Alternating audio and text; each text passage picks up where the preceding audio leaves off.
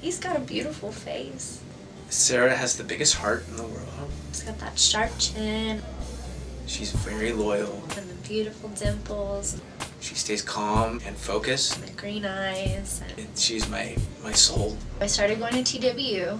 Spent about 2 years there. Worked at restaurants while I was in school. And that's where I met the girl who would introduce me to my future husband. We went out that weekend to Lake Louisville and hopped on the boat, and that's where I met Jordan, her roommate. Jordan said, I'm gonna go pick up my brother from the dock. Right off the bat, we had a great time and connection. Basically hung out the whole time. Ended up going to dinner that night. Our first date was the first day we met. It was very undercover. It kind of made it taboo and fun at the same time. But I was in school, wasn't really looking for anything very serious. And also another part was that he was moving. He was already on his way to California, in fact, to meet another girl. And so I'd been back for probably a month or so, and I'd been trying to get a hold of Sarah for about a month, and texted each other, and she wouldn't answer my calls or return my text. Texted each other, meaning I texted her and she didn't text back. And so my buddy worked in the business of helping coordinate events, like an event planner, and he was working a party gig for the Super Bowl. I went to the party and found my way inside and dancing, having a great time.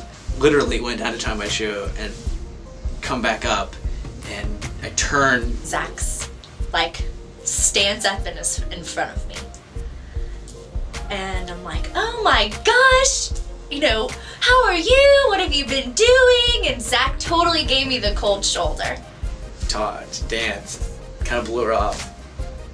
Really wanted to hang out with her, but blew her off. Yeah, gotta play the game. But then the next day, I get a phone call from him, and he said, I'm mad at you. And I had no clue. I was like, really? Why? You know, I knew last night you were being weird, but I didn't know. And he said, you've been ignoring me. Started to talk and started to spend time together. The more we talked, the more we spent time together, the more we realized how each of us was ready for what the other had to offer. He's like, I'm still living at home. I'm trying to find a place in Uptown. You know my family and how they can drive you crazy. Do you care if I come, you know, stay with you for a little bit until I find a place? Moving in with her, she needed help with the rent, so, you know, what was I supposed to do?